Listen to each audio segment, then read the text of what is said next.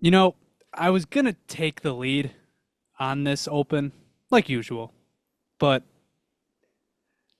recent events dictate I don't think I'm the front man for the show anymore. I think JP's he's pat like if we had a power rankings, I think he'd be number one right now. More popular. You're looking at the face of the Sabre report right now. Even earlier today when we were figuring out what time to record and I was trying to figure out, my nap schedule. And I was like, you know what? I got, the most power on this podcast. I can control when we record. So you can listen to me. So JP forcing me to stay up past my bedtime so he could get his beauty sleep. hey, when you're the face of the organization, that's just what happens. And even Jonah the other night, he was like, "Fine, you want to be the face, then got to do everything that comes along with it, make all the graphics, do all the editing, but the face usually doesn't do all the work. I mean, that's just how it goes." The face delegates to his serfs, That's and right. they do his bidding for him. Yeah. JP is the Thomas Edison of the Sabre report. Takes all the credit. Likes to think that he formed the whole brand itself. He's the Steve Jobs. Like, I want all my music in that iPhone. Get on it right now. I don't hear any thinking going on in there. We're just in the back trying to come up with ideas to keep this podcast relevant. The king doesn't do all the dirty work. So, well, I guess we'll see how this unfolds. I don't know. It was a very, I was thinking about this today at work. I was like, you know what? It wasn't just me, meeting a fan. I was sent on a solo mission because you guys weren't available. So it's like I just had a great week. Yeah, how was DC? I'm going in a month. Well, I wasn't even referencing that. I was referencing the Blue and Gold Insight, but Oh, okay. but I DC forgot as about well. that. I went to an away game, unlike either of you guys. And no, it was really fun. It was perfect weather. It was peak weekend for cherry blossom, which was just coincidental. Mm. So I mean, it was my first time there, so it was really cool. And he's living the life, Do you want to give Hey, the traveling. listeners at home why you were in Washington D.C.? I think I've probably said it before, but for our fantasy league, our big fantasy league with all of our friends, I got last place, and my punishment was to quote unquote storm the Capitol.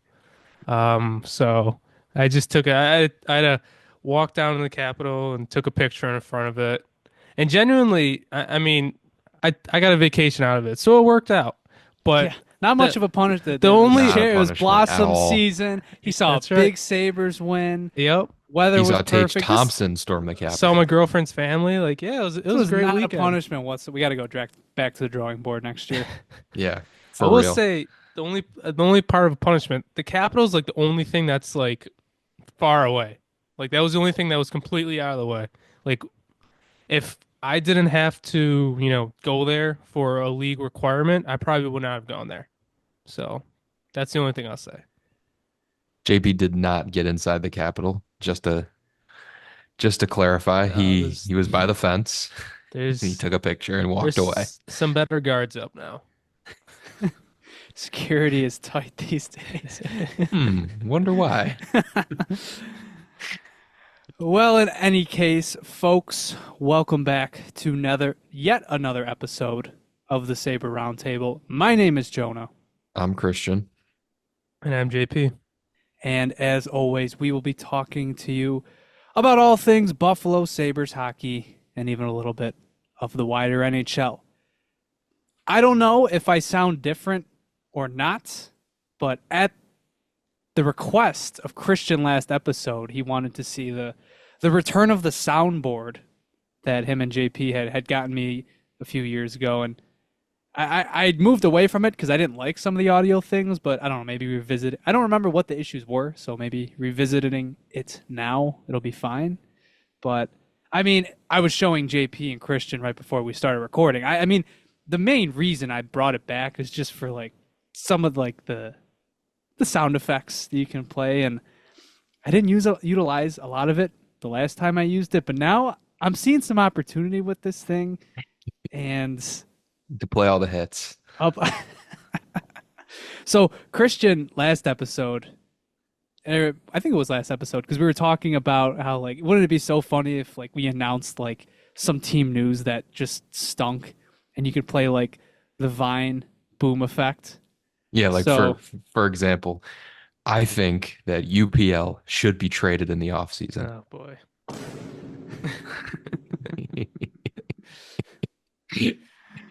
So I hope you can hear that. I don't know. It's a bit quiet in my headphones. Maybe I'll pump it up after we're done recording here. But I did add the little Vine There you boom go. sound effect. I think it's pretty funny. I think it's fun. It's really only relevant to people of our generation. We get it. So Yeah. Anyone older listening probably has no idea what that is. but they'll At all. probably understand this. I designated, I get 4 custom buttons.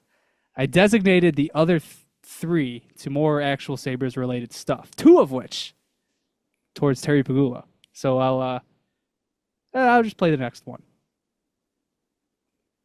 Starting today, the Buffalo Sabres' reason for existence will be to win a Stanley Cup.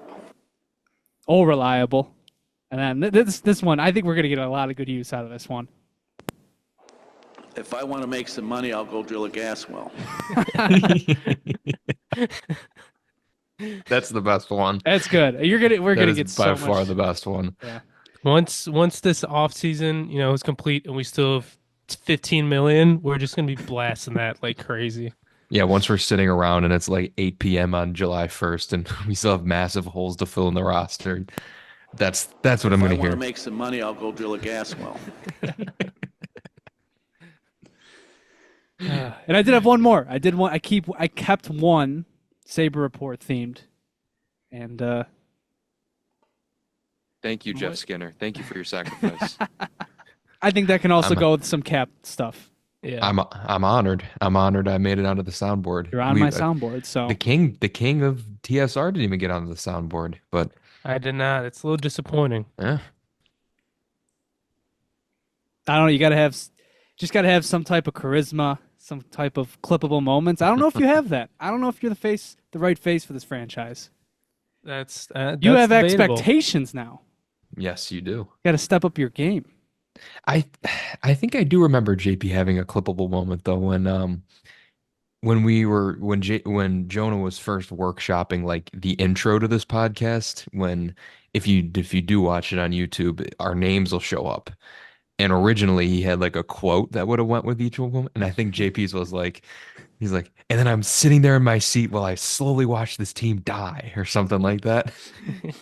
I wonder. I might still have the audio file around there somewhere because when I That when could I, be- when I was doing the intro, I was like, should I like have our name and then have like a quotable moment from it, and then JP was actually like the two Christian and I didn't really like the ones that I picked. JP actually did have the best like clippable, and I'm sitting there watching this team just collapse right in front of me, and I just got my head in my hands.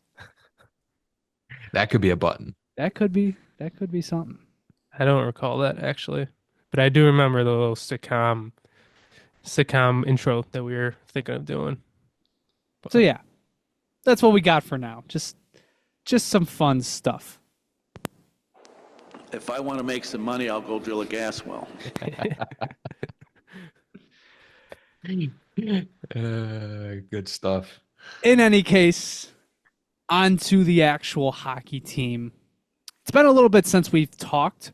5 games have taken place since the last time we recorded, and the Sabres have won 4 out of those 5 games.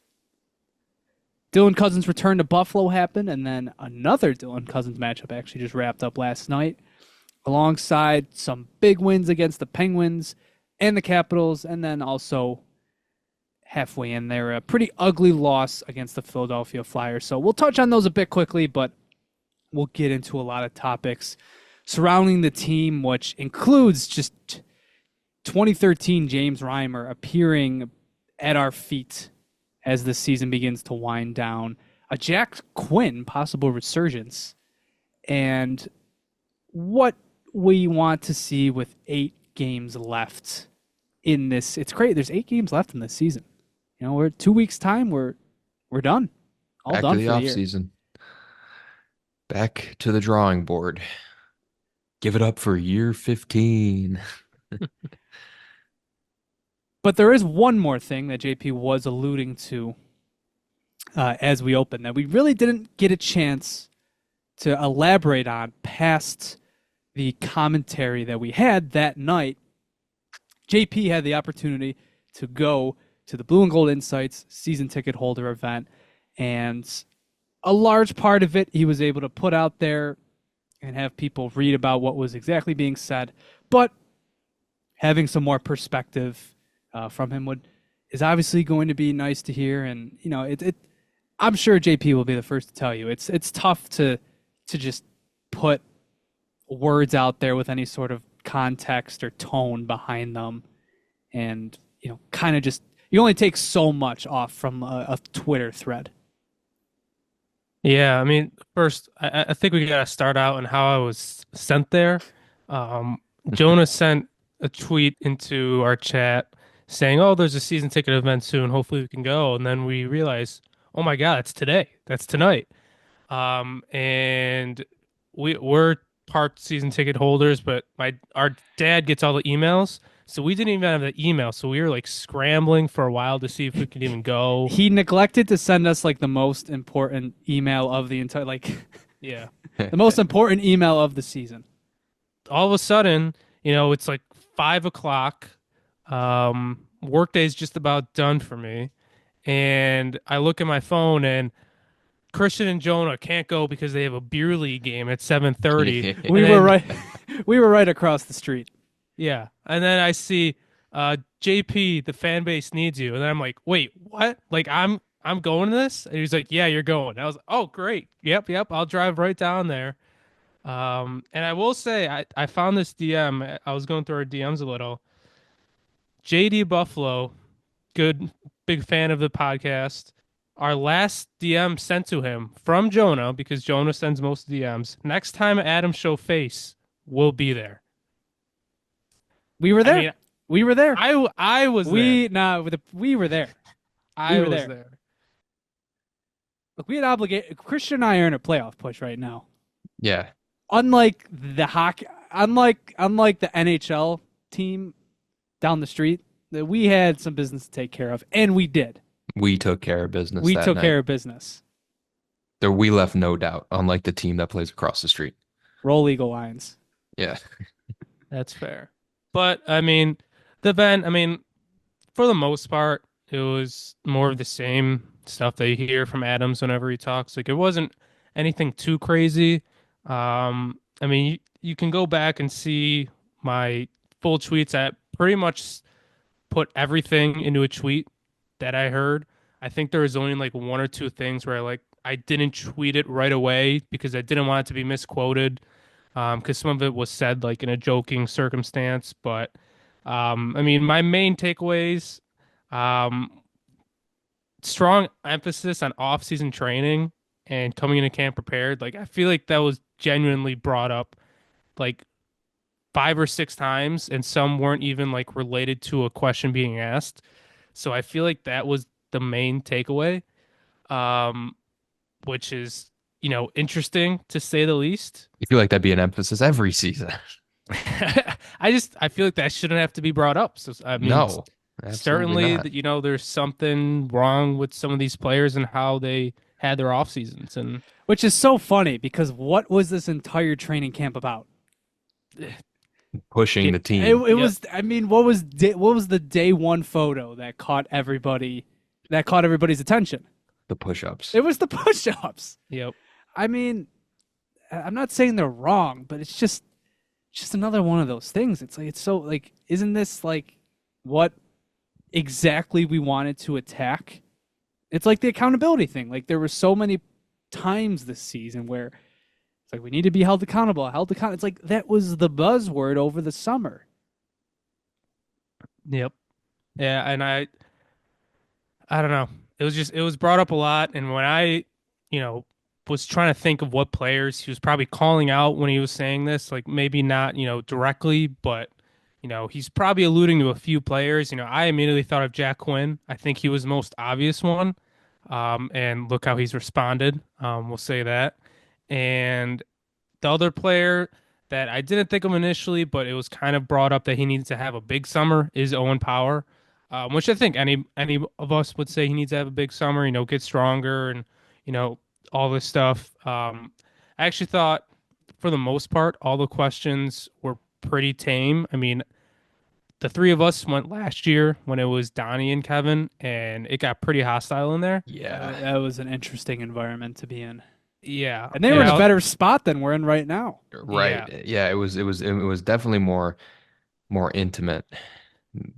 Yeah, More I intimate of think a setting. Rays are doing it, and Lindy. I mean, I think they definitely lightened the mood because they were joking around and stuff. The only question that I thought was kind of, I'll say, disrespectful was, and I'll say all of the questions for the most part were pre-screened. So this was a pre-screened question that they put on there. So that's the only thing I'll give credit. But literally one of the fan submitted questions that Rob Ray read off from his paper, not from, a fan in the stands, was, what do you see in Owen Power? And then like half the audience started laughing. And then they were just like straight face. And even I was like, are you serious? Like it's it's kind of ridiculous. But that's when it was brought up that, yeah, Power, he needs to be better. I think Lindy specifically said, he needs to get stronger, have a big summer, make quicker decisions. So those were the two main players that I thought of when it came to like the off-season training. hmm What did you think about Adam's demeanor throughout the whole thing? Did he seem nervous? Did he seem just regular, like normal GM mode? Before you answer, I really like that question because what I vividly remember, and I think I said it on here, or maybe I even tweeted it out after it was over. It was a tale of two, positions last year. Like Yeah, Granado was just very defensive. bitter. He was very fighting for his life. defensive, bitter. That whole. I remember. You guys remember how he ended the press conference? Like he had this long, like minute 30 speech. Like he was like, I think the word was like, "Don't panic before the boom hits." Like it's coming. hmm But on the other side, Adams was like completely fine. He was chill. He seemed like he had like in his head, like you thought he had a plan. And I just thought, it made sense. One knew his job was probably done, and the other one he's got 2 summers. If you're starting last year, so that's what I remember from last year. What were the two like? How did this year mirror that? I'll say I don't think Kevin's demeanor changed that much. Like I think it was pretty on par with what it was last year. Um, I think Lindy was definitely more comfortable up there. Like I think you could see, he's probably a little more comfortable with where he is right now. Um, but nothing really stood out to me too much about the demeanor because, like I said, it was, it was a light mood compared to the one we went to last year. Well, here's the thing. Jonah makes a good point with the tale of two jobs on the line. I feel like if inside, like Adams could have that GM, presentation, question answering type of vibe to him. He could turn that on and off like a light switch. But inside, like he knows that he doesn't have a shield anymore. He can't fire Lindy Ruff. First of all, Lindy Ruff has made too much goodwill around here. The fans, even if like you had 13 losses this year, the fans would have been even if they fired him then, the fans would have been so pissed off at Adams. I mean, Lindy's right. He said, I think was it during then that like any other coach in the NHL, Yeah. if you lose 13 straight games, you're done. Yeah, And it's That's like the here, amount here it of wasn't even a goodwill he's thought. built up. And was- no one ever thought of that. That was never brought up once. No one ever made mention of being like, oh, maybe we should fire the coach. It's blasphemous completely. So if I was Lindy Ruff, I'd be completely comfortable because you could go through next season, maybe end on a high note, maybe break the drought, and then just go do whatever. But Kevin Adams knows that next year is it for him. Like it is. This is it. Like it's make or break. And then you got Rob Ray up there, who's basically moonlighting as security. If anyone's saying anything ridiculous, I'm sure he'd have some wise cracks to throw back at him. So Completely fair. And that was one of the few quotes that I literally put out there was, usually during a 13 game losing streak, you fire the coach. And Kevin had a lot of patience. So it yeah, just because shows. if he fired Lindy Ruff, he might as well have packed his own office up and left with him. Well, and it was, if you fire Lindy Ruff, who's the successor? Seth Appert, probably. And, we all have opinions on him right now. Some of the other key things that came out, I thought that was kind of cool how our captain made it clear we need them, talking about Jason Zucker and Greenway. So Dowling clearly wanted them back and were probably a part of, maybe pushing those extensions. The one part that was kind of alarming to me was about the power play, how they think it's getting better. I don't think it's been getting better. I mean, they recognize that, every single team in the league does the same entry, but we just suck at it for some reason. I just don't think it's been getting better. It wasn't that. They actually did bring up a stat. I was surprised by it, but I'm sure it's right that they're among the best in the NHL at controlled entries. Yeah. They said we're in the top third in zone entries. It's just the next play. Yeah. It's not the next play. It's the entire sequence. But Everyone looks lost. I digress. Yeah. I'm looking through all the tweets right now, trying to see if anything else. Oh, the one thing. This was the one thing that I debated not tweeting out at all because I thought it was going to be misquoted. But Kevin, he was talking about the draft a little, and if he's willing to do anything, trade draft picks, trade prospects, and he said, of course. And then Lindy butted and was like, as a coach, we don't care about the draft. Just get players who want to play, and start laughing. And I think for the most part he was obviously joking. But then like a question or two later, I think Kevin was asked like a similar question. He was like, "Well, Lindy wants me to trade off my draft picks, so I don't know if we'll actually be drafting or something like that." So I thought it was something to note because I'm sure Lindy for the most part was joking, but I bet there is some truth in that. I mean, if he's probably, that might be like a little pressure. Like, yeah, Kevin, we don't need prospects right now. You could maybe trade the picks. I'll tell you one thing that I don't love, that it started with that and it kind of carried over to, I think Lindy was talking about it again, or maybe it was when Adams was on WGR recently. They're kind of hiding behind the whole 13-game losing streak thing. Yep. The whole, well, if you take that streak out of it, if you go 500 during that stretch, you gotta have a winning record this season. And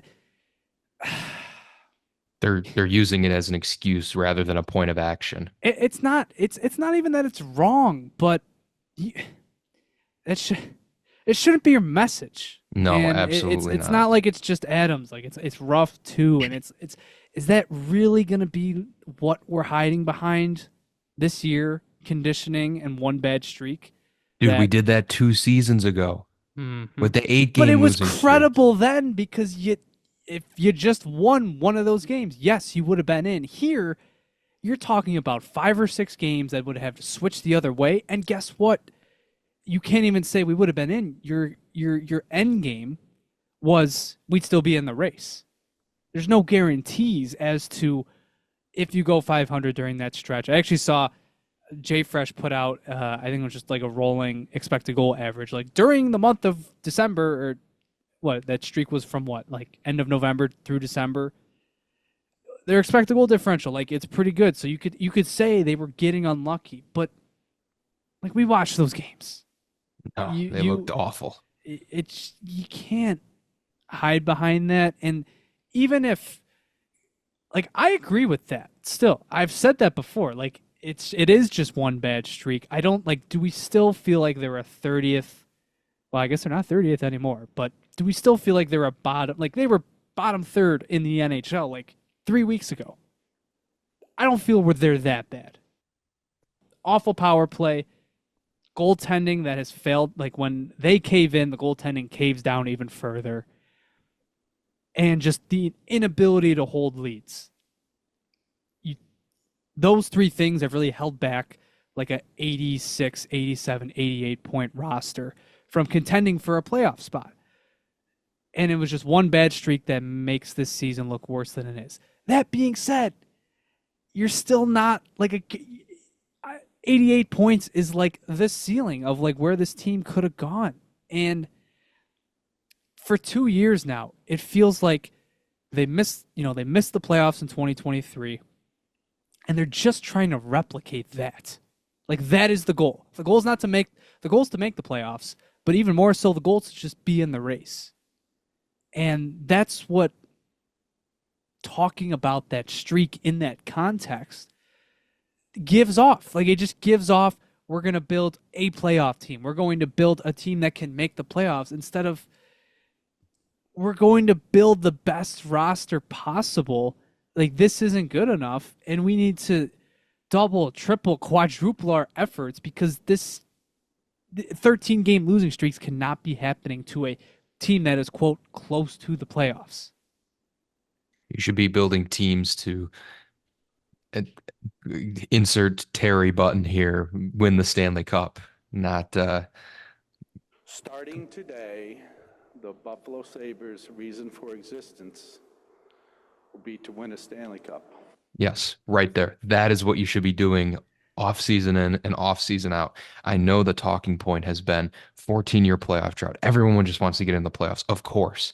That's what I want too. That's not the ceiling here.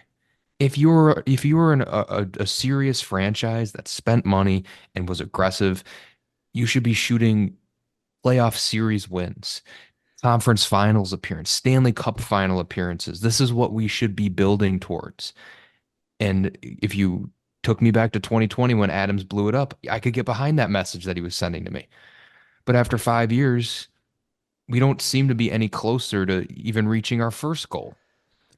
The point that Joan just brought up, I mean, that was, I think, literally the first question that was asked. Lindy went on and talked about, the 13-game losing streak and how it was one bad stretch. He said how that was the toughest part of his entire coaching career. And take out that we're at a playoff pace like since then. And it was like, even if we're at a playoff pace, like that's not too impressive this year with how no team wants to make the playoffs this year, it seems like, in our conference. The Sabres are still alive. And, it's ridiculous. And I'm thinking about this right now. The Sabres, I think, if memory serves me correct, were eliminated on April 11th in 2023. There's a good chance they could still be alive this year on like April 9th, 10th, 11th. The magic number is 8 points. Mm-hmm. No, it's 6 now. It's 6 now. 6 points. Yeah. It's like the Canadians. I think the Canadians have the 2-point cushions. Like they need to win 3 games. You could possibly still be alive for another week, and like you don't deserve to be. You don't deserve to be. No.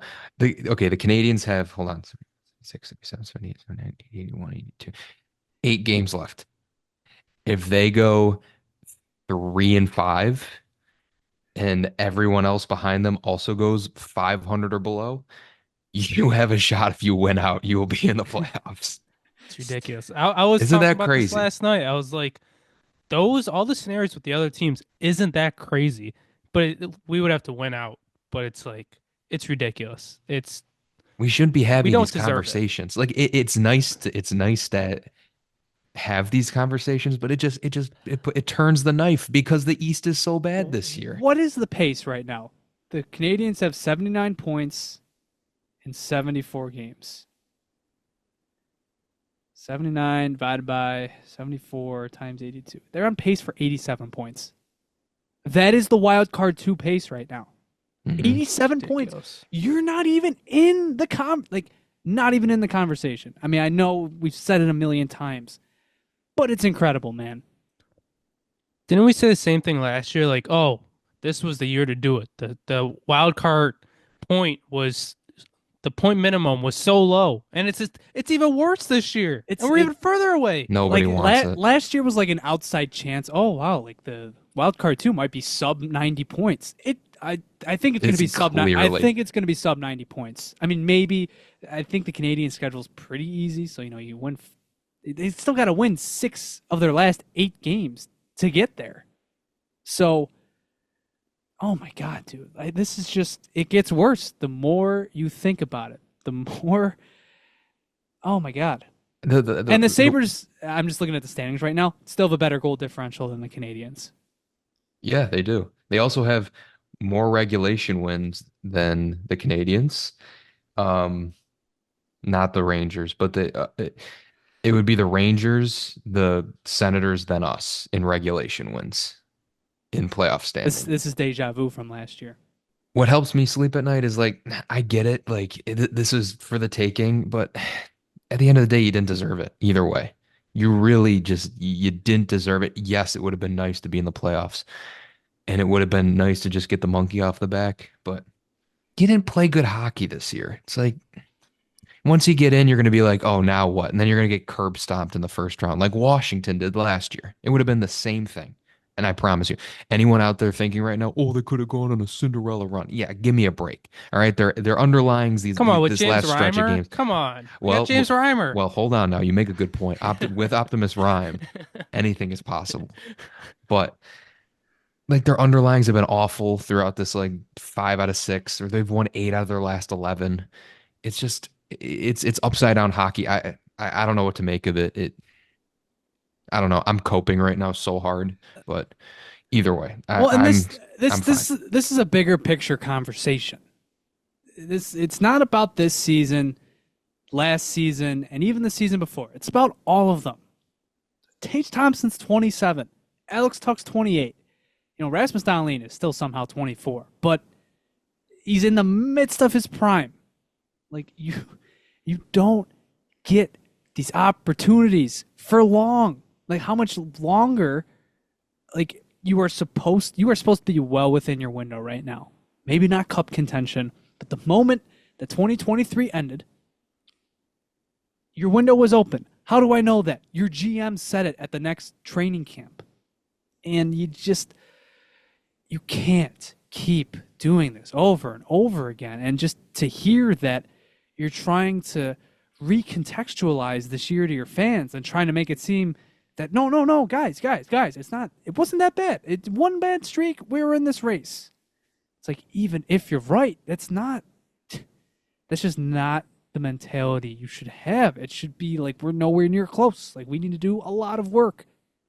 And even if they think that, because I think a part of me thinks, they probably know they need to make changes. Core changes. There's probably still to come. But to hear that, I mean, listen, if JP was not there, we would not know about this. This is what they're saying to paying season ticket holders, the people that give them the most amount of money in the fan base. They are trying to recontextualize the season that we have watched.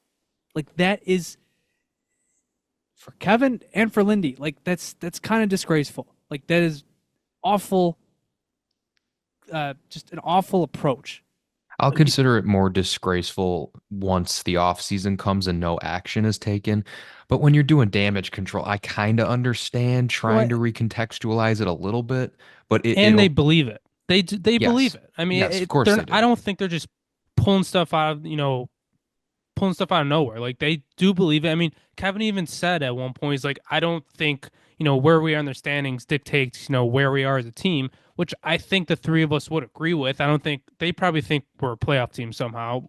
I don't think we think that, but he literally said that. Like, I just think they truly believe it, and it's it's one bad stretch, and they're gonna hide behind it. Even if it is true, that shouldn't just be the talking point of the offseason, that we had one bad stretch. Like, good teams don't go through 13-game losing streaks. I'll tell you that. That's why the bad teams usually don't even go through them. It's the worst of the worst usually. Yeah, that's why the longest losing streak to make the playoffs was the Blues, St. Louis. Yeah, when they had an 8-game losing streak. Like, doesn't happen. Like, it's. And let me tell you something. Outside of the 13-game losing streak, there were also some lows. Okay, I don't want them putting all this emphasis on this one. Oh yeah, this one 13-game losing streak. All we're out of it, dude. There were so many low points this year, like getting scored on by a goalie, scoring on your own net. Like, come on, man. It's like we're not stupid. It's not just 13 games. it's crazy too because this last, I don't know, few weeks where we've been, quote unquote playing better, even though, that's what sucks about this stretch too is we're winning, we're playing, quote unquote playing better, but the underlying suck. Where like during the 13-game losing streak they were better, so they're gonna go into this offseason thinking we're better than we actually are, which sucks. But these last few weeks, this fan base has had, false hope, more of just like joking around, like, oh, we can make the playoffs. And like, if we just beat the Philadelphia Flyers, we could have been 7 points out. Instead, they get curb stomped by one of the worst teams in the league. But then they go out and beat the Capitals and beat the Jets. Like, it makes no freaking sense. It makes no sense. How do we go beat one of the two of the best teams in the league? Actually, the two best teams in the league. And we can't freaking beat the Flyers on the road too, and they've had hard times playing on the road this year. They beat the Capitals on a second half to a back-to-back, and the Capitals were coming off rest. It makes no goddamn sense. This team, it's ridiculous. It's ridiculous. Quote, "This team is ruining my life." End quote. That is the worst fear that you can have, is that they can look at this stretch and I'm sorry, like I don't care what like, dude, Jack Quinn could score a hat trick from here on out. I'm serious when I say, like, I don't factor a single thing in these last 8 games into what they should do for next year. What has happened has happened. Nothing from 8 remaining games, and I guess, the previous 5 or 6 or whatever. Like, it shouldn't matter. Your season ended at the trade deadline. They're playing with no pressure either. No pressure. Your lineup means nothing for next year, aside from maybe Tage Thompson, Yuri Kulik, and Zach Benson playing together. None of this lineup has any implication for next year because you're without Josh Norris, who, by the way, I think he's done for the season. Just all implications and sort of what I've heard. I don't think he's going to play, which fine. That's okay. But if that's like another thing that, hey, we ended this season on a high note and we didn't even have Josh Norris. Like, dude, we cannot do that. If they even begin to think that that's a plea or just positive messaging to the fan base, it's not. It's not. And Greenway, by the way. We've been missing one of the guys they just extended and one of the guys they just traded during the stretch. Here's the thing. I was thinking about Greenway during the Senators game just because I was like, oh, I forgot he's out again because he's hurt. I've already made peace with the fact over the next 2 games, next 2 seasons, he's going to top out at like 50 games a year. Both of them could. Legitimately, both of these guys could be 50-game players. So you need an action plan for that. Exactly. You really do. You need to just bring in guys. You need something. I mean, maybe your center spine can survive. Because like right now, it would be Tage, it'd be, year 2 Kulik, and then Ryan McLeod. You can survive, but my God, you need an impact, preferably top 6, at the very least middle 6 impact player that like can help you mend the bridges of a Josh Norris and Jordan Greenway injury. And honestly, like, this is the problem. Like, a lot of this roster has those issues. Thompson's finally put together like mostly a healthy campaign, but there was 10 or so games this season where like he looked really, really behind. They have a lot of work, and I just hope that they don't think they have less to do. Even if, like, God forbid, we're probably in for another, cap circus. Cap circus. Nothing cap season, off season. There still needs to be a lot of work done. You have money to spend. You just got to work around the restrictions. I know it's possible. It is absolutely possible to do it. You just can't hide behind the guys that somehow this positive stretch that we're seeing of pucks going into the net more, saves being made is any implication of any implication that it can be carried into next season, because it's foolish. It's only a foolish team would feel safe about finishing bottom 5 once again for the 14th straight year and thinking, we got hope for next year if we just mostly keep things the same. No, It's the can't Eminem happen. off season. Gotta have the Eminem off season. I'm telling you. But it's funny to bring up Josh Norris. That was the one thing I was disappointed with the event. Last year when we went, it was after, the Middlestat trade for Byram, and it was talked about a lot. Josh Norris or Cousins were not brought up basically at all. Josh Norris was only brought up once in the very last question when a fan asked about face-offs of anything, and Kevin said how he's good at face-offs. It wasn't talked about at all, which I thought was weird because trading out Cousins, is a huge move. Part of your core, he's one of your captains, and it just wasn't brought up at all. Like, I don't know if maybe no fans asked it, like maybe that's more on us. But it was kind of crazy that, a big trade like that was not talked about at all. And speaking of Josh Norris, I want to bring up the what's it called? The YouTube video the embedded, because we had the trade deadline embedded. And one of the things that came out of that, there's a few things with Josh Norris, but Seth Appert was heavily involved, it seems like, in that, as Jonas shaking his head. They brought up how, Josh Norris is very good on the penalty kill, very good on the power play. No. He's good on the penalty kill, good on the power play, and good at faceoffs. It sounds like, something they clearly have wanted. They think he's a very versatile player, which, I hope he is. But it's just, hopefully that's not their biggest move, because they talked him up a lot in that video, I'll say. And with Seth Appert talking about him being at like the head of the table next to Kevin Adams, kind of alarming too. Well, when you have an owner, I was going to say, well, when you have an owner, according to Pete Quelly, who's as committed as Terry Pagula is, I'm sure there's more moves to come. We've seen him in the past.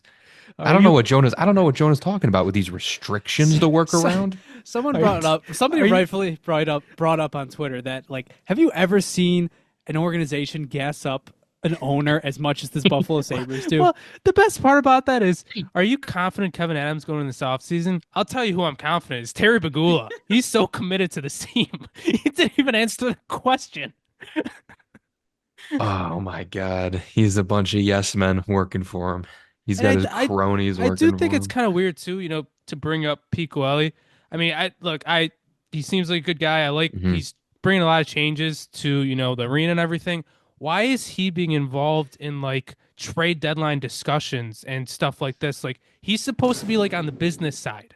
Why is he in a trade talk conversations? I was very confused by that. Like, genuinely, I was like, okay, like, he's down in Florida with you guys during the trade deadline. I was gonna say, and where the hell was he getting interviewed for that? It looked like he was in like a zoo or something. What was with all the plants in the background? I was like, he's at a botanical garden. Yeah, I was like, is he at like a garden or something? What the hell is? I don't know what's going on. I don't know, man. Just that embedded just made me feel so much worse about everything. I mean, Kevin is asking Lindy Ruff if he thinks Josh Norris can be a first-line center, and Ruff's saying, yes, I'm confident. Seth Appert is sitting right next to Kevin Adams at the table, and they're asking for input because he knows Josh Norris from his time in the U.S. system, and they have to run this all by Terry Pagula, like not just the financials, like genuinely the player, like the profile. Like, why are you trying to explain to him whether or not he's a good player? Like, is Terry on the other side of the phone, like writing notes down? Like, Kevin says he works hard, good face-offs, good Hits. Shot on the power play. All right, I'm in. So, And then, yeah, like Pete Quelly being there. Like, why is he there? He's the business guy. He is nothing. I don't want this guy involved in any decision related to the roster construction. yeah, the department they got running the decision-making process it just seems flawed, and that's from an embedded that they put out themselves. Yeah, like what good, like, unless you're Jerry Jones, who you're the GM and the owner or whatever else, what team runs their non-financial hockey, like their own insights and the time they put in to scout these players and the analytics that they look into? Why do they have to run it by the guy signing the checks? Or just Like, justify it. dude, just Like, shut why? up and write. Just put the check in the bag, bro. Like, good Lord.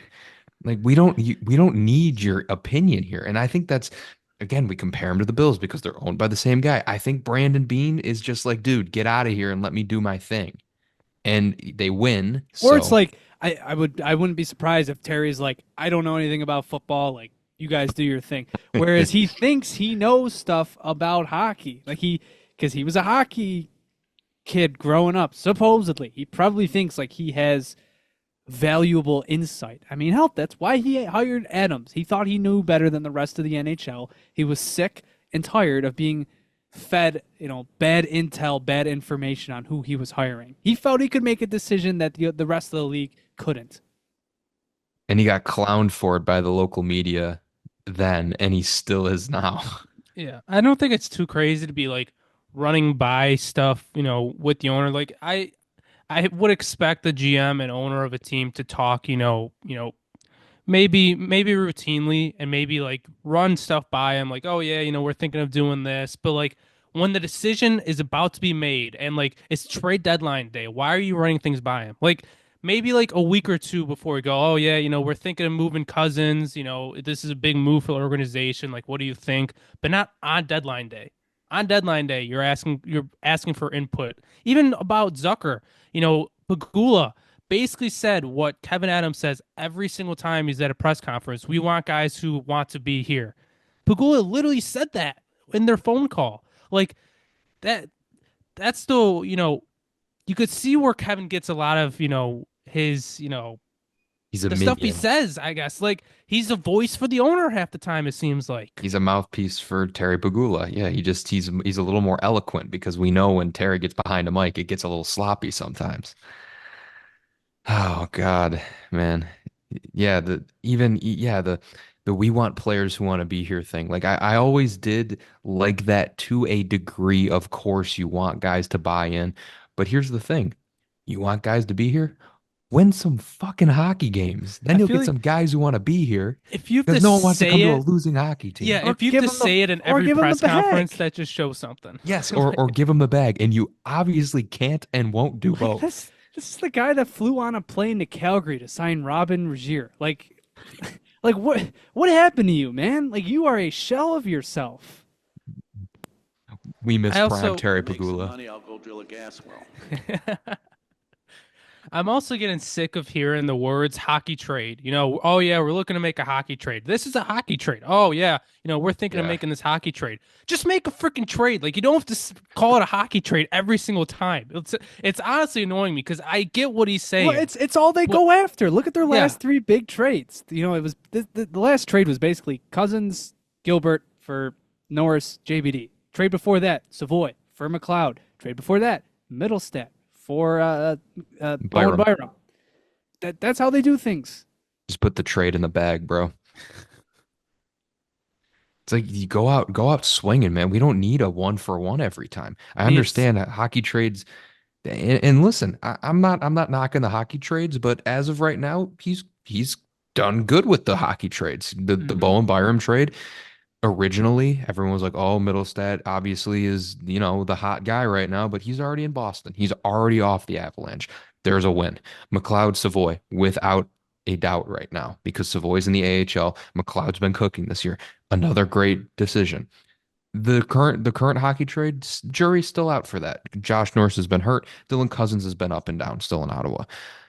But dude, you got to be more aggressive. You got to go out and just get that piece, or you have to sign that piece.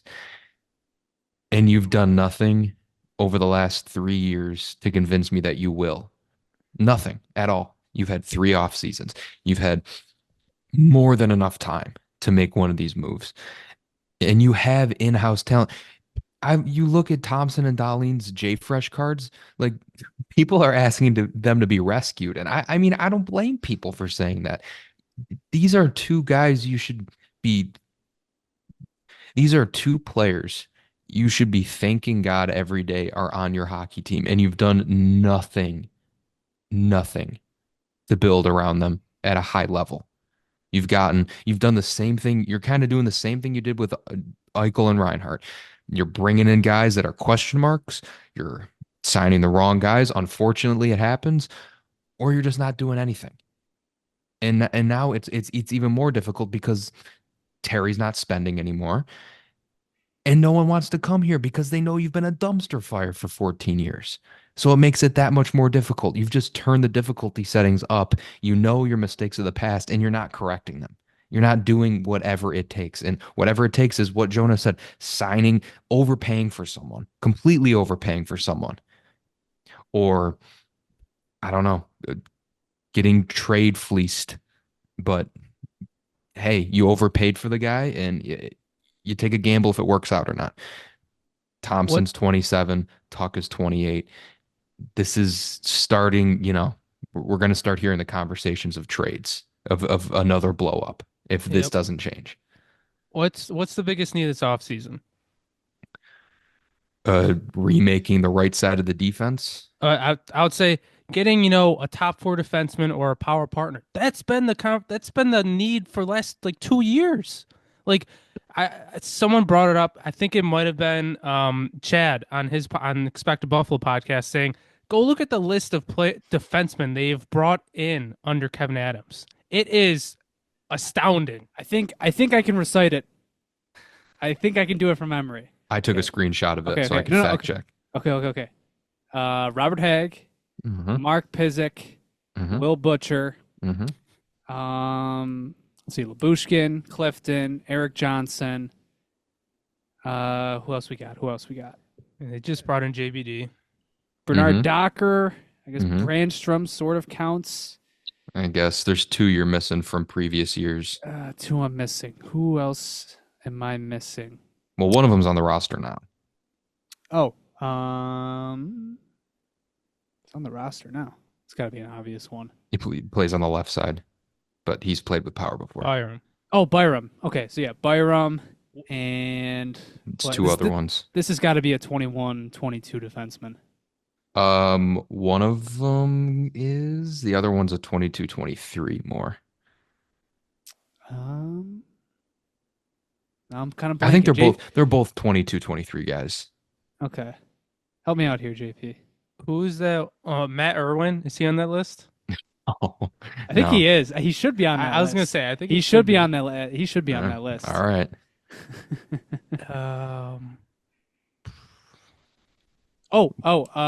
Stillman. Yep. Riley Stillman. And there's one more. He's still around the organization. He was on the ice for the infamous Hudson Fashion goal. I know that doesn't help, but I always think about it. Cal Clegg. Yes, Cal Clegg. That is literally awful list. There's one good defenseman in there, and that's Byram. And Byram's been mid. Yeah, it's awful. Yeah, it's an awful. It's honest. Look, honestly, you could make that list for the entire, just everything, every position. He hasn't acquired a goal. This was a conversation about his goaltending. Up until last year, he had not figured out the goaltending situation, and he just kind of fell backwards into Luukkonen. And with the forward group, it's kind of the same thing. Yeah, he drafted well. JJ Peterka, give credit to him and things like that. But in terms of acquisitions, this team doesn't acquire. They don't do the whole acquire thing.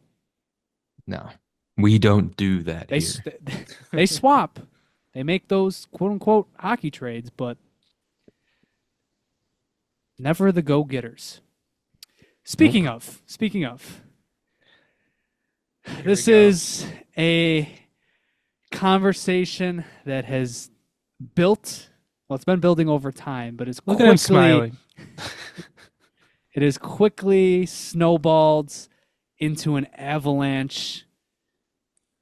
James Reimer. I gotta find my cigar. Has taken the crease from Ukko-Pekka Luukkonen, and I know we kid, but I know Christian does have some serious thoughts about like what this means, because this is a real thing. Like Ukko-Pekka Luukkonen has lost his starting job to a 40-year-old, 41-year-old.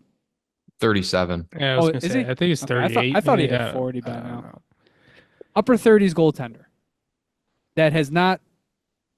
I For the guess he- second time, you could say, if you put Craig Anderson in that too. I mean, he Yep. lost a job to Craig. Like, it's just turning into a retirement home for goaltenders here. But they're good. Like I know like we talk like small sample sizes, but hey, what if you put Craig Anderson in for a few of those other games in 22, 23 and Oh, then stop it! all right. His body was cooked. There's a reason they played Levi right away. Anderson was beyond cooked. Oh man. Well, let me preface by saying that at the beginning of the episode I said we should trade Luukkonen. That was just for the Vine boom effect. I don't think we should go that far yet. Thank you.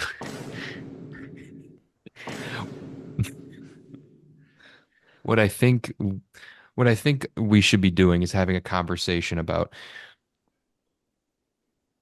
is Devin Levi ready to take a step into the crease next season? And I know he's been given opportunities in the past, but he really had. We're getting to that age. Like he's gonna be the age Marty Baron was when he took the step into the NHL. You know, some guys they just need development in Rochester, and goalies for the most part fall into that category more than most players do. I don't know, man. I just going back to UPL. You guys did clown me for a while last season, and I deserved it. He made me, let me finish. He made me eat my words, and he did for that season. He had a fantastic year last year, and it sucked that the rest of the team couldn't will that goaltending into the playoffs. But in the 3 out of the 4 seasons he's been here, he's been ass. Like, did Ryan Miller have a stretch like that here? Did Dominic Hasek have a stretch like that here? He's just another mid goaltender, and I think he's replaceable. So I don't know, man. I'm open. I'm not saying they should trade him, but I'm open to all scenarios next season and in the off season. To give Christian's narrative some more context, since March 1st, Luukkonen has appeared in 10 games.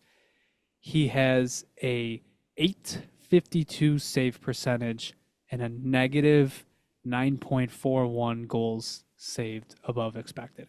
It's been a pretty atrocious stretch of hockey, with that Philadelphia game kind of being, a reset point, like like Reimer had gotten, I think, 3 out of 4 starts heading into that.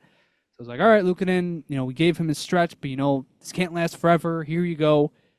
Get back in your rhythm. And he might have had his worst start of the season. I don't know if he was worse than that Could have game. been, yeah. But do you put that under the excuse of, oh, he only thrives under a high workload?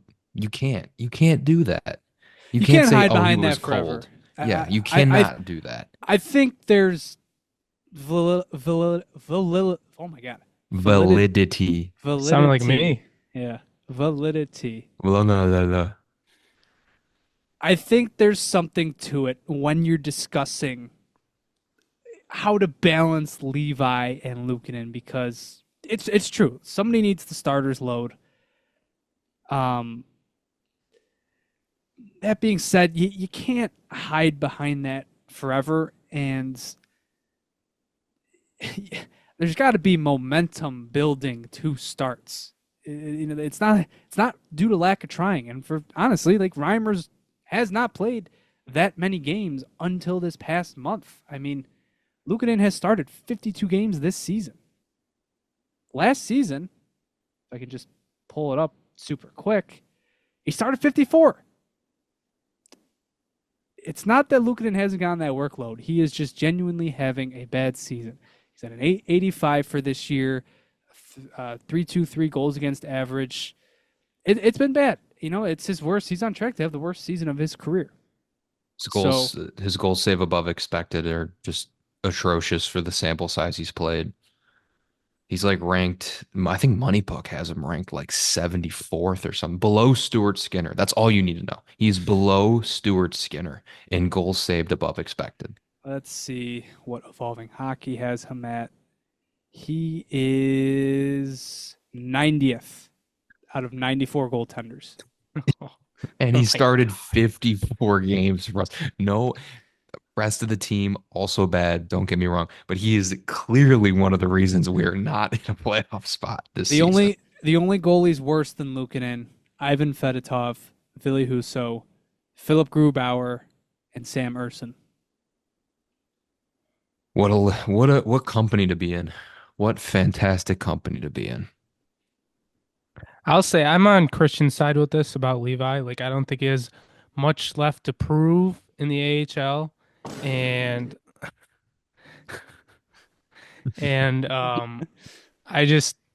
I think the conversation should be had this offseason. I know Jonah's on the other side of this, but it's like I don't see them bringing in like another goaltender to, maybe play alongside UPL or to be his backup. Like, I think especially I think how Levi does in this playoffs, like if he can carry this team to a conference finals or something, and I mean not carry this team. I mean they've been very good, but if he could go on a big run, like I think that's going to help him even more and push the narrative even more.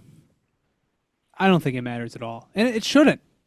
What Levi has to do to take the crease, and there's nothing stopping him from doing it, other than performing in the NHL, and that's what the conversation should be about. If he has a monster preseason next year, or I don't know, if he makes the team and he begins playing well off the bat, sure, fine. But I just don't see any scenario where you should be penciling in Levi and thinking about dumping off Luukkonen. It doesn't make any sense, because Levi has proved even less. His stints in the NHL have been worse. He had an .870 save percentage this year.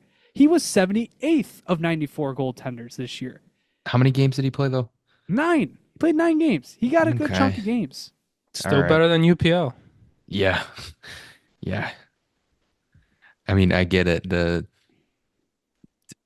But I'm at the point where I feel like I know what I'm getting with UPL now. He's had 4 seasons and 3 of them have been atrocious. Devin Levi hasn't really had his workload yet. Let's give him a shot here. He has lost the crease 3 times. Well, two times to Luukkonen. He's lost it. He's lost the crease. You cannot say that this organization has not tried. They gave him every chance to do it, and they've still had those weird times this season where hell, James Reimer was skipped over multiple times this season for Devin Levi to start, and I don't think they won a game while trying to do it. I'm not saying Good that points. Look, Good points. I am the same person that said my hot take before the season was like, if they made the playoffs, Levi would be their game 1 starter. That was my hot take. I still, at the end of the day, this organization is not trading Levi. He is the goalie of the future. This organization wants him to be, and honestly, I still think so. But if we're talking immediate next season, who is going to just be the guy? There's no reason it still isn't Luukkonen. Because if you're projecting, because at this point, you're projecting a Levi bounce back. Because it's not like we don't know what he's done in the NHL. We know. If you're projecting a Levi bounce back, it's no different than projecting a Luukkonen bounce back. And he's 1 season removed from the best goaltending season a Sabres goaltender has had since Miller won the Vezina. Like, last year was phenomenal goaltending, and all you need is average goaltending from him. And if Levi beats him, he beats him. But I can't see I just can't get on board with immediately thinking to trade him. Well, I'm not on that. I don't think we should trade him. I think the didn't say Levi that either. conversation needs to be had. Yeah. But exactly. but here's where we probably defer. Like, I wouldn't have Levi start on the team next year. There's no reason to. Unless he cooked in the preseason. If it's possible, I would just re-sign Reimer. Just run it back. But at the same time, like if he cooked in I know I said if he cooked in the preseason, but even then, he did well in the preseason. This year, they gave him the spot, wanted him to be the backup. He wasn't ready, and Reimer knows what it takes to be a backup.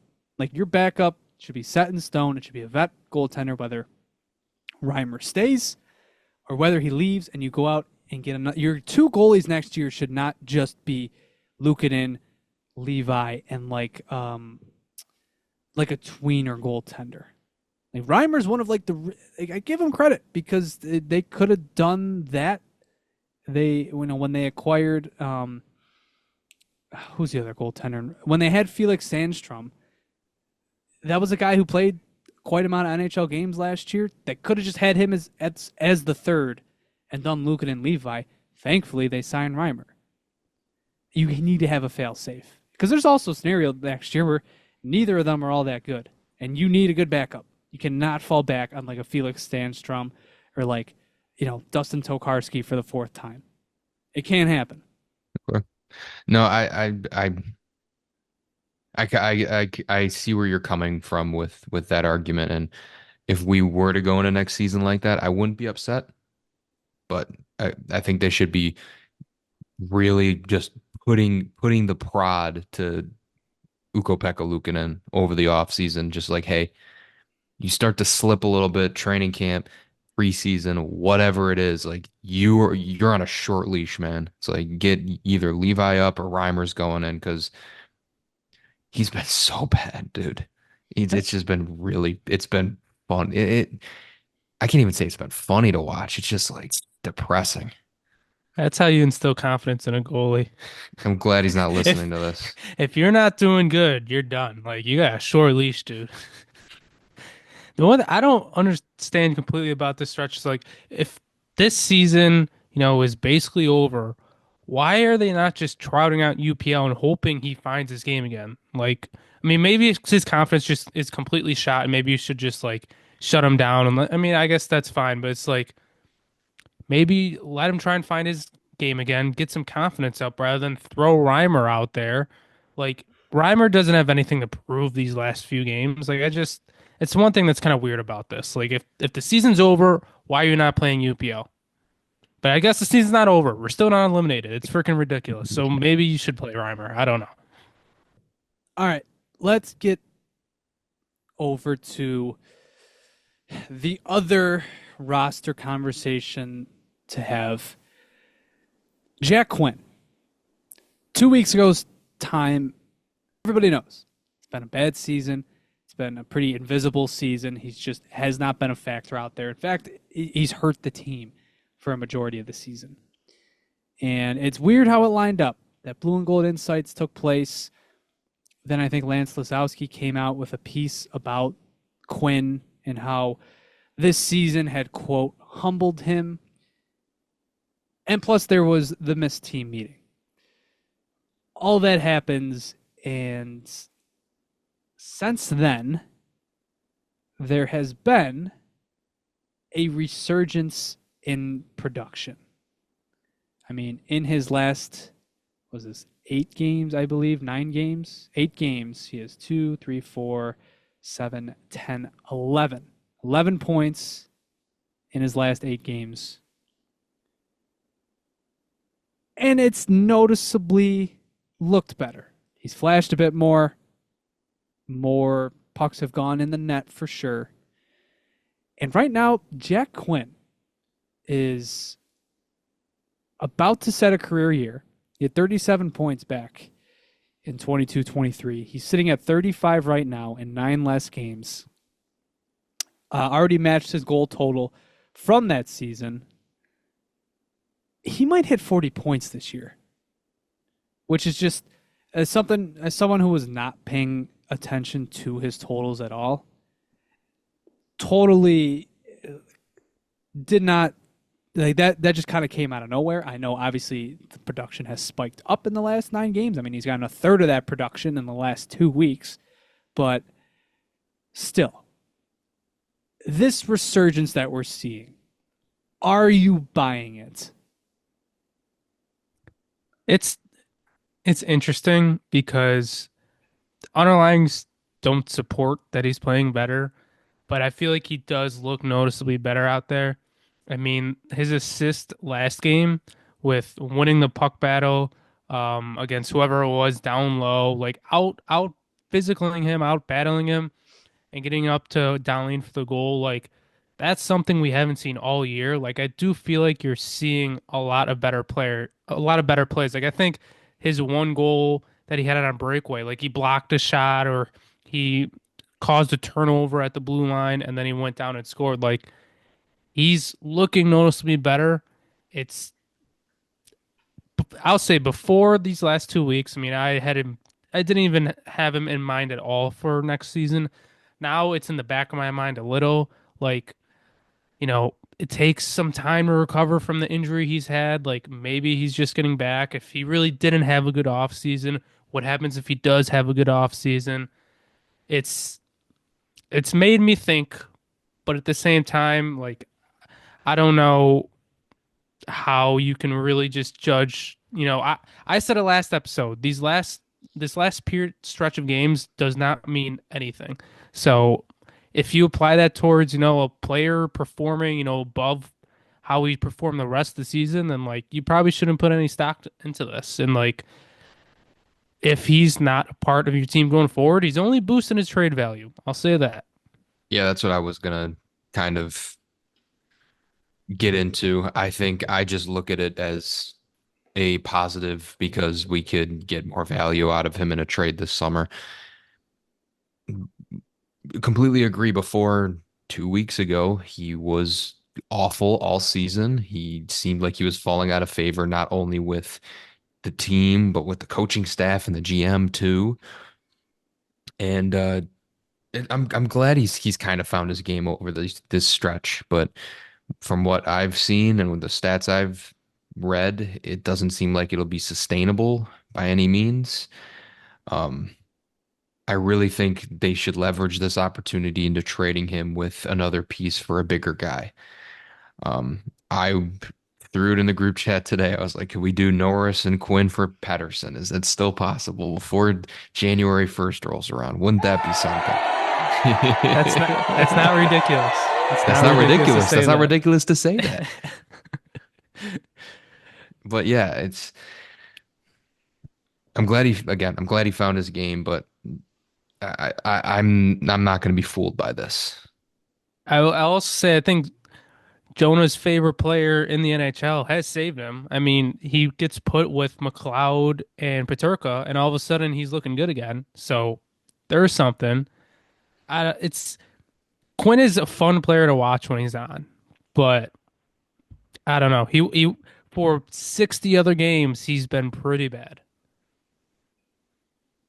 In the 8 games that he's heated up for, he has an expected goals percentage of 35.25, a Corsi for percentage of 39.65, and his PDO right now is first on the team, 1.175. He's at 117% right now. He is getting, like I said, it's looked noticed that the eye test has improved, and he was legitimately good against Ottawa. But holy crap, he's getting caved in, and it's not even just it's not like it's a Dylan Cousins in Ottawa stretch where it's like, all right, this guy's like not helping the team at 5-on-5, but he just keeps picking up points. He is getting killed at 5-on-5, but it's getting the saves and the pucks are going in the net. I am not taking any of this into the future. I'm just not. He had his chance. His whole thing, I mean, look, it's pretty obvious. The conditioning comments, they were directed at him.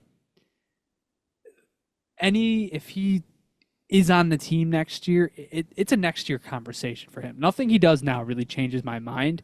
And if anything, it just scares me because he's heating up and it's not deserved. It's really not. other than Ottawa, the Ottawa game, he looked legitimately really good. He might have been the Sabres' best player, but other than that, like none of these games have looked impressive whatsoever. No, you can't fool me. I'm quite familiar with your game. I don't know. The other thing with him too is like when you're talking about next year, it's like he just seems like a victim of the numbers game. Like it's so hard. Well, actually, I should preface this. It's really easy to make a lineup for next year. Yeah, where are If you you penciling him in? if you don't do anything. If you don't do Right, anything, yep. you can bring everybody back. Jack Quinn can be your second or third line right wing. If you wanted, it can happen. But the moment you try to add, he immediately becomes the first guy out. I mean, 2 weeks ago, we were talking about Zach Benson possibly starting on the fourth line in an off season where Quinn would be gone. And, thankfully he's been, by the way, one of their best players during this stretch. I think has really upped his stock and really he's avoided that designation. I mean, what's your top six next year? It's Tage Thompson, Alex Tuck, Yuri Kulik, Josh Norris when he's healthy, and then it's probably Zach Benson and Jason Zucker, maybe at least one of them. It's probably one of them. Yeah, Or Paterka, if he comes back. Paterka's in the top six, and then it's probably one of Benson or Zucker, maybe. Depends what addition they would maybe have. Addition. So from there you got what? McLeod, Zucker / Benson, and I know I'm forgetting someone important. Greenway. I mean, they love Greenway. Jordan Greenway. So that's without any additions. And then you try and throw Krebs in there. It's where do you put him? Where do you put him and try to bring back a better roster? I mean, Krebs, you could just throw on the fourth line. He seems like he's really carved out a role there. I didn't even bring up I like Krebs. I like Tyson Kozak too. I think a great fourth line would be Malenstein, Krebs, Kozak. But I don't know if Kozak is he's more of a center. I mean, it's a fine fourth. Their fourth line's been it's been solid. They do not need another offseason where that's one of their main roster construction things. If you have a limited amount of dollars, you have Krebs for 1.4. You got Kozak for league min, and you got Malenstein for 2. Is he? 2, I think. I think he's below I think he's like 1.5 as well. Like done cheap. I agree. Keep it cheap there. Save your assets. Attack that Owen Power partner with the money you have saved. And You're forgetting Sam Lafferty. I mean, just scored a goal. I just witnessed him score a goal, a great goal. Can't forget about Lafferty. He still is under contract next year, so it is a conversation. Whatever. Same thing. It's a rotation of those 4 plus Greenway. If you add, he just seems like a victim of the numbers game unless they move somebody out unexpected. I mean, if they move JJ Paterka to like get an Owen Power partner, like okay, I guess there's a spot for Quinn. But then are you moving JJ Paterka out of this team and not countering that with some sort of move? I mean, I want to put it past them, but like, is that what we're doing?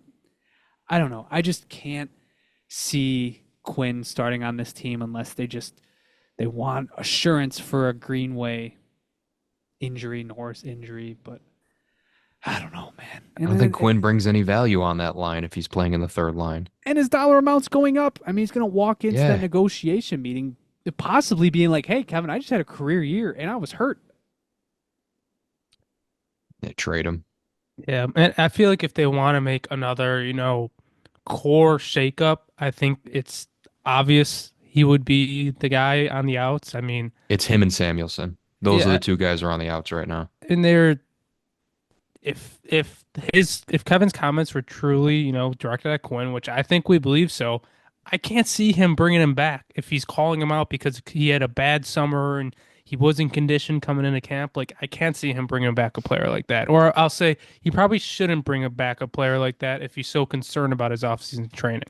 So I I still don't see a future with him on this team. It's weird because earlier, I mean, going into this season, we were talking about extending him because, I mean, I was talking about well, extending him. mainly Jonah. Yeah. What was the contract? Like a 8x5? Jonah's throwing around money like it's nothing. You give Benson 6.5 million, Quinn 5 million. Come on. You're telling me what you've seen from Zach Benson these past few games, your stance hasn't changed at all? I still think that's a crazy amount for him right now. 6.5 in like 3 years is like close to under 5. Could we do like 5.8? What's Zach Benson worth right now? I'll give him a 4 by 5.75. That like walks him right to free agency. I don't know. And then McLeod gets a 5 by 5. It's going to be interesting to see what they do with Quinn. He's making his case to stick around, and he's making his argument that this year was just a humbling experience, that next year he'll know his training, and the team will probably have some sort of workout regimen. He'll be up doing laps and burpees in the Harbor Center training room all summer long in preparation for next season. So I don't see a scenario where he's on the team, but I've said that I've said that about so many players during this drought that, I mean, I got to be self-aware of it at some point. What if they bring back Risto? Would you be opposed to that power Risto pair? Yes, I would be. Are you sure? Yes. It would be glorious for the memes and the aura and the vibes. All right, 8 games left in the Sabres season. I feel like we kind of have a vibe of what we kind of want to see or maybe not see at all. Are we looking for anything in these last 8 games specifically? Don't lose freaking lottery chances to the Boston Bruins and let them get Michael Misa. Sunday's a big game. Sunday is a monster game. Yeah. It is. Generally, if they lose the rest of the games this season, I don't care. If the Boston Bruins win the lottery after a half season of playing bad, it's going to be freaking ridiculous. Yeah. Well, they'll take Schaefer. It won't matter. No, not if they're picking second. Then they'll pick Misa. I just said if they win the lottery. Oh well, I mean if they move up, but I know what you mean. But I can't believe the Bruins are below us. I don't know. First time since I think '97 they've been in last place in their division in April. Christian, this has 30 been years. This 30 has years in been the a making. long battle. I'm happy for you. I'm happy there's some sort of positive to take out of this season. They are atrocious, man. I'm like that Patrick Beverly meme right now, man. I'm just throwing my jersey into the crowd, running around, even though basically my win is a extremely small victory because we still suck. But Yeah. man, 9 games. Hey, they lose. What's the most amount of games they could lose up into the end of the year? I don't want to get turned. I don't want to get copyrighted. You don't want a copyright strike on that. Yeah. They could very well lose like 15 games out of their last like 17. If they ever have a bigger losing streak than us this season, that would be pretty nice. That would be funny. That would be hilarious. That'd be insane. They were like within the playoff race until like the trade deadline. Really? I mean, once they sold off at the deadline, that was it. Mm-hmm. Crazy. Before we move on with this topic, and since you just played that, we haven't brought up that we season swept the Ottawa Senators. As good of a season as they are having, they can't beat the Buffalo Sabres. We own the Senators. We will be using this narrative this entire offseason because Senators, past 3 years, they're talking a big game right now, all their fans. When they've been behind us in the standing the past 3 years, Now, yes, they're gonna make the playoffs. Good for them, but they can't. They still can't beat us. They can't beat us. We own them. Like Even No. when they it is what it is. We own you. even when they beat us, they can't win. That's right. That's right. Yeah, I mean, we didn't even get into the fact that Dylan Cousins got to give the guy some Crest loyalty points. -3. Celebrated an Alex Tuck goal by accident and gave a just a dime to Peyton Krebs. I mean, that was like poetry in motion. That was just like the good old days.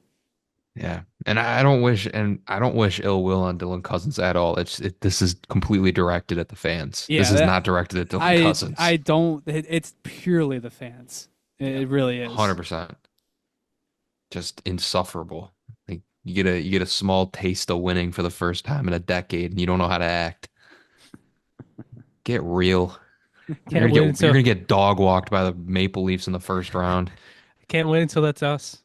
Can't wait until we're on the other side of I was this gonna say- We're talking shit. Yeah. Christian, I don't think we ever got an answer. What are you looking for these last few games? Man, when you first asked me that question, well, when JP answered, my mind went completely blank. I don't even know, man. I really don't.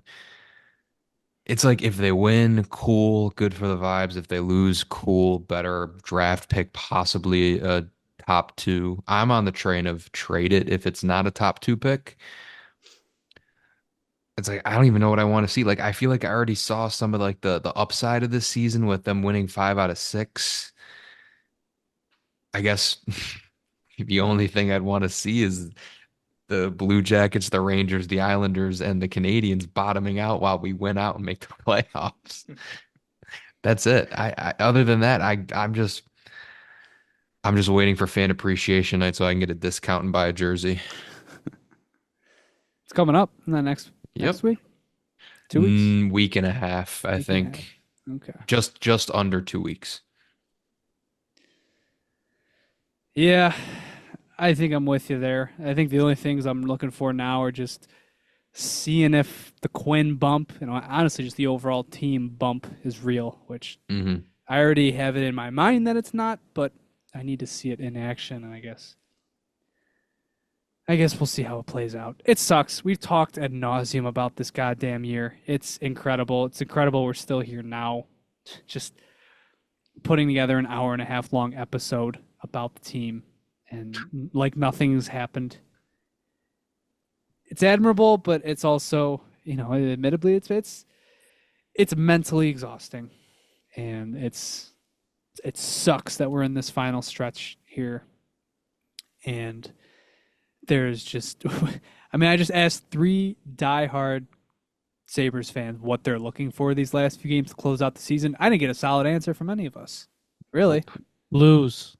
That's my answer. JP wants to lose. Christian wants to win out, and I just kind of want to see them expose themselves. Like there's no specific storyline that we really want to see, and it's not to say there's not any positive storylines. Like seeing Kulik and Benson kind of flourish on the top line has been fun, but it's just I'm so ready for this season to be over, man.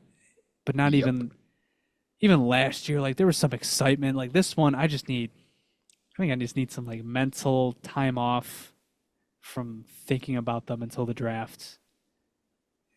And then, first week of July, we'll be right back at it, getting angry at them, not spending money and whatnot. So I want to see Tage get 40 goals. I think he's 1 away now. He'll hit it. How about yeah, that? he'll hit it. He's going to hit it, but I'm saying that there's one thing I'll say. Something to latch on to. Other than that, I don't think we have really anything else to talk about. I want to talk about my experience at the Capitals game a little. Okay. I think, first of all, the arena, I thought it was really nice. It's only 1 year younger than our arena, but it looks noticeably better, like everywhere. Like it's just more modern. You can tell they put a lot more money in it. They have like screens going all the way around, like the ones that we have between the 100 level and the 200 level. They have that on multiple levels. They have like one in the ceiling, which I thought was really cool. Um, it's just overall, I mean, their stadium was nicer, and it's only a year younger. Um, it was, I'll say, it was awesome to see Ovi score a goal, and they have their paper counter, and they went down from 889 to 890, and the crowd was going nuts. And I mean, I honestly, I was standing up joining them, like cheering, like that was really cool to see Ovi score. And then top it all off. I mean, it's a big moment for the pod, not just me. We had a first fan meetup. I got to give a shout out to who I met up with. That is Kyle. His Twitter is KSZ. Say the last name. No free plugs. I know the last. Kyle Zuminski. There you go. I think I didn't want to mispronounce it, but it's KSZUMI03. He saw that I was at the game after I There's a 03 in his last name. Yeah, in his last game, and he asked if we could meet up, and he was a really cool guy, so it was cool to meet up with him. He's was born like in the DC area, but his dad's actually from Lancaster, and he moved out to DC. So I mean, that's where the three of us are from. So it was cool to meet up with him, and he's a big fan of us, big fan of BST. It seems like too. I don't know why, but it was really cool to meet up with fans, and I think there was another fan in our comments saying they want to meet up at a game or something. I mean, we're just three dudes who are fans about this stupid team who sucks, who we just happen to have mics in front of our mouths. So if you want to meet us, where each of us got some sort of season ticket package. Yeah, JP, drop your address down in the comments below. Just give them the last four digits of your social security while you're at it. Yeah, can I get that credit card now too, CPA boy? But seriously, it was really cool to meet up with someone. JP, the man of the people, the people's champ. People's champ. Yeah, someone's got to do it. Someone's got to do it. Feel free. And honestly, like I know sometimes we tweet like we're at the game, and Jameson and I, ours are our season tickets, although I don't think they're going to be there for much longer. We were in 113 for the last 3 years. And then Christian was... You know what section he's in after last episode. 304. 304. I am in section 304. I got one game left. Well, two, but the second one, I don't know where I'll be sitting. But even if you just see us like walking by us, like feel free to say hi. Like it's cool to meet up with fans, and that I guess that people actually do appreciate our takes, even though we just ramble for about an hour and a half every single episode. Yeah, if you want to just come up and yell at me, say I'm an idiot, call me an idiot, feel free, man. I don't care. Christian, what? Fuck you. You suck. Thank you. Our good buddy JD Buffalo, if you want to come up to me and say, I am a Kevin Adams simp, go ahead, because I know that's what you think about me, and you're absolutely right. Jerry Pagula and his element. Pagula. Yeah. Cool to see the growth. Started out just a little Twitter account. Look at what we've gotten to. We're a lot more miserable, but we share that experience with everybody else. So I know. I was talking. We saw my girlfriend's family down there too, and they were asking about stuff because, of course, my girlfriend would bring up, "Oh yeah, he met a fan. And I was like, yeah, the podcast is doing pretty good, but like we just can't wait until the team's actually good, because like it's just gonna get even better, and there's gonna be more people listening, and it'll just be more fun to talk about. Like we just need a good team. We've talked about a shit team for 3 years. Basically. It's funny we keep saying that, and things don't seem to change around here that much. Exactly. Yeah. Oh, also, one more thing. They gave out hats for the game, which is really cool. They're these nice corduroy hats, and I was gonna wear it for this podcast, but instead our dog decided to rip it up an hour after I brought it home. So, Loyal to the crest, love it. Yeah, good on but Rowan. it was a cool hat. I got to give the Capitals credit for giving those out for free to everybody. So, and one more thing. No, oh my God, and another thing. I'm kidding. I believe that's going to do it for this one. Talking about the future. I mean, it's fun to get the soundboard back in front of me. I don't know if you guys like the sound effects, whatever. I mean, I have fun with it. I know we all laugh at it, but if it messes with the whole listening The flow experience or anything, yeah. I don't think you're going to be able to talk me out of the Terry stuff. I think that's pretty funny. I mean, does it get any better? If I want to make some money, I'll go drill a gas well. I mean, you can't beat that. I don't think you're not going to talk me out of that one, but The quote honestly, of the quotes. But I'm not joking. I don't know how my voice sounds in this episode. I guess I'll check during the editing process, but brought that back. I think we're looking to change software during the summer and finally get into like some live streaming. We'll see how that goes, but it should be a fun summer either way. Three Idiots live on social media. What could go wrong? Might have to muzzle Christian. Who knows? I'll get us demonetized real quick. We're gonna have to be at a 10-second delay. Jonas have to be live editing. No, cut that out. Cut that out. But should still hopefully be a fun summer. No matter what they do, whether they sign Mitch Marner or they sign Matt Martin, we'll be here to talk about it, and hopefully in new and fun ways, and hopefully you're along for the ride. So I think we are overdue for a Q&A too. So probably. if you got any questions, you could start, DMing us or whatever. We'll probably unpack it after the season. We'll vet some questions. Yeah. Yeah. Long summer ahead of us. So This will be the real blue and gold insights. You ask us the real hard-hitting questions. We'll give you answers, even though we have no idea what we're talking about. All right. With that all out of the way, thank you very much for listening. Be sure to like, share, and subscribe if you listen to this on YouTube. If you want to follow us on Twitter, you can follow us at the Sabre Report. Also on Instagram, TikTok at the Sabre Report. If you want updates for the pod, you can follow us at Sabre Report Pod. Go give our friends over at the Buffalo Sports Talk podcast a listen. They are full steam ahead in their off-season content. Just released their draft episode this week. So talking about a lot of the guys that the Bills could possibly draft this month, right? 3 weeks. Is it the 28th? Yeah, end of the month. The 24th to the 26th, I believe. 24th to the 26th is the NFL draft, and Bills have the 30th pick, so a lot of... James Cook just sold his house, too. That as well. Rumor has it. Just like when we got the tip that Gergensen sold his as well, like mid-June. Like, oh no, this is it. This is really it. This is really it. It's happening. So go give those guys a listen. They do great stuff, especially in the lead up to the drafts. Other than that, next time we'll speak. The Sabres play, I think, Saturday and Sunday.